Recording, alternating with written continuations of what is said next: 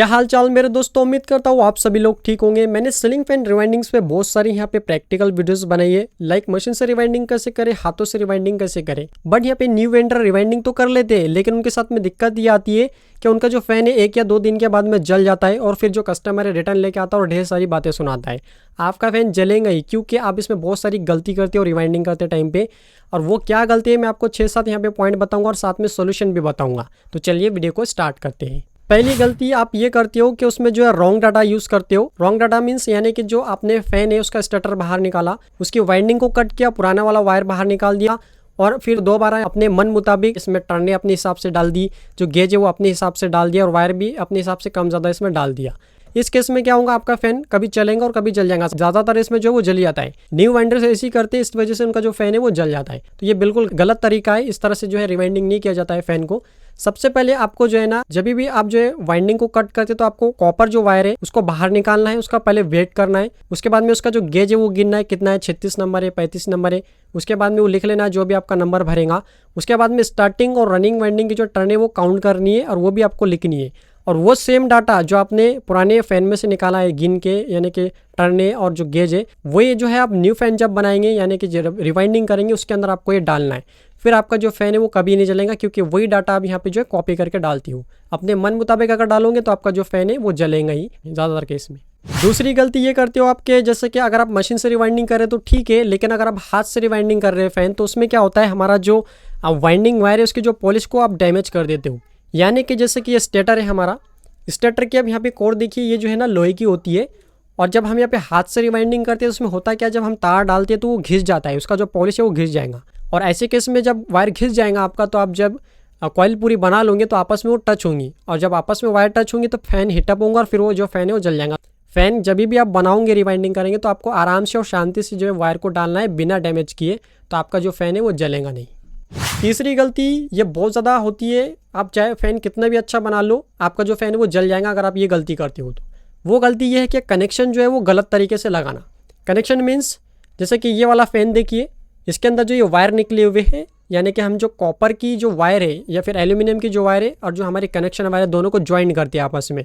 तो हम क्या करते हैं, उसका पॉलिश को रिमूव करेंगे या फिर जला वाला के, उसके बाद में जो हमारा वायर है यानी कनेक्शन वायर उसको इस तरह से लपेट देंगे और उसको बस सीलू लगा के छोड़ देंगे। इस तरह से करेंगे तो आपका ये बिल्कुल गलत तरीका है, क्योंकि इसके अंदर होगा क्या, कुछ टाइम के बाद में उस पर कार्बन आएगा, यानी कि 1 महीने के बाद में, 15 दिन के बाद, 20 दिन के बाद जब भी उसको नमी मिलेंगी तो कार्बन आएगा और फिर वहाँ से भस्ट हो जाएगा। ये जो कनेक्शन होगा आपका ये भस्ट हो जाएगा, और ये भस्ट होगा तो नीचे वाली कॉइल को डैमेज कर देता है। और इस केस में आपका फैन का वाइंडिंग पूरा अच्छा रहता है, बस वहाँ कनेक्शन जलने की वजह से आपका जो पूरा फैन है वो ख़राब हो जाता है। डबल से रिवाइंडिंग करना पड़ता है आपको, क्योंकि वो भस्ट होता है तो कॉइल को भी नीचे डैमेज कर देता है। तो आपको कभी भी जो है वायर को सोल्डरिंग करके लगाना है, वैसे ही आपको नहीं लगा देना है। बिना सोल्डरिंग करे आप जो है उसके अंदर कनेक्शन ना करें।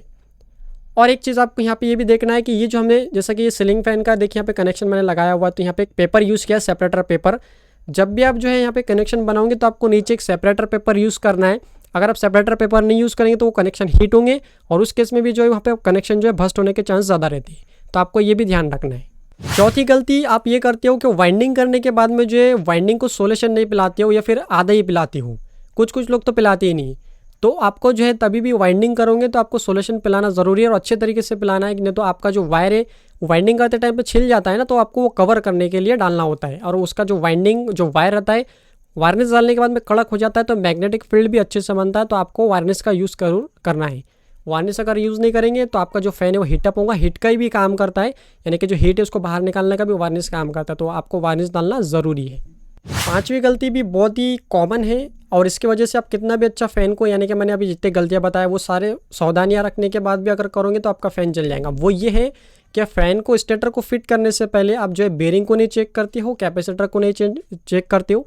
देखिए, जब भी हम रिवाइंडिंग करेंगे ना तो आपको कैपेसिटर चेंज कर देना है। कैपेसिटर चेंज करने से आपका क्या होगा, जो पुराने वाला कैपेसिटर है उसकी वैल्यू कभी कम हो जाती है, तो आपका रिकवर हो जाएगा और साथ ही आपका स्पीड जो है फ़ैन का वो भी बढ़ जाएगा। तो आपको कैपेसिटर कभी भी जो है पुराने वाला यूज़ नहीं करना है। 30 रुपये का कैपेसिटर होता है, आपको न्यू वाला कैपेसिटर यूज़ करना है। और साथ ही हमारा जो बेरिंग है, अगर बेरिंग अच्छे है तो ठीक है, और बेरिंग को आपको चेक करना है। अगर कभी वो जाम रहती है तो आपको वैसे फिट नहीं करना है, आपको न्यू वाले बेरिंग डालना है या फिर उसको फ्री करके डालो। आपका फ़ैन जो पूरा फ्री होना चाहिए, तभी आपका जो है वाइंडिंग वो अच्छे से चलेगा और हीटअप नहीं होगा। हीटअप होने के कारण ही जल जाता है। तो आपको इन चीज़ों की भी ध्यान रखना है। कैपेसिटर को और बेरिंग को चेक करना है, ख़राब है तो आपको ये डालनी है। छठी गलती आप ये करते हो कि ये सारी चीज़ें देखने के बाद में आपका जो सीलिंग फैन का जो स्टार्टर है और हमारी जो फ़ैन के कैप है उसको फिट नहीं करना सही से, यानी कि वो जाम रहना, यानी कि आपने फिट किया सही से, सेटिंग नहीं किया उसका, तो वो क्या होगा स्टेटर, यानी कि जो ये स्टेटर की कोर है ये वाली देखिए, ये जो है ना हमारी रोटर रिंग को चाटती रहेंगी, घिसते रहेंगी, जिसकी वजह से क्या होगा रुकावट आएंगी उसके अंदर, वो फ़ैन हीटअप होगा। तो आपको कभी भी जो है फ़ैन को फ्री रखना चाहिए, यानी कि फिट करते टाइम पे आपको हाथ से घुमा के देखना चाहिए और आपका फ़ैन जो है वो सीरीज पे घूमना चाहिए, सीरीज जो हमारी आती है उस पर घूमना चाहिए आपका फ़ैन, तभी आपका जो फ़ैन है वो फ्री माना जाएगा और आपका जो लोड नहीं आएगा स्टार्टर पे, यानी कि वाइंडिंग पे लोड नहीं आएगा, जिसकी वजह से आपका जो फ़ैन की लाइफ वो भी बढ़ेगी और जलेगा भी नहीं। तो आपको ये भी देखना है। कुछ लोग क्या करते हैं वैसे फिट कर लेते हैं जाम वाम, फिर वो जल जाता है फ़ैन। तो आपको ये चीज़ जो मैंने आपको बताया है। सातवीं गलती ये है, ये न्यू वेंडर्स बहुत ज़्यादा करते हैं कि कभी भी जो है मेन सप्लाई रनिंग वाइंडिंग पे होना चाहिए। जैसे कि ये सीलिंग फैन है, देखिए ये वाइंडिंग स्टार्टर है, ये जो ऊपर की वाइंडिंग होती है ये हमारी रनिंग वाइंडिंग होती है और जो नीचे की वाइंडिंग होती है ये स्टार्टिंग वाइंडिंग होती है। और स्टार्टिंग वाइंडिंग पे हमारा जो सप्लाई आता है वो कैपेसिटर का आता है और जो मेन वाइंडिंग है उसके अंदर 220 वोल्ट मेन सप्लाई आती है। तो अगर आप स्टार्टिंग वाइंडिंग में मेन सप्लाई दे देते हो तो आपका फ़ैन तो घूमेगा, स्पीड कम हो जाएंगे और साथ में हीटअप होकर फ़ैन जल भी सकता है। तो कभी भी आपको जो है रनिंग वाइंडिंग में 220 वोल्टेज यानी कि मेन सप्लाई देनी है और स्टार्टिंग वाइंडिंग में कैपेसिटर के वायर जोड़ना है।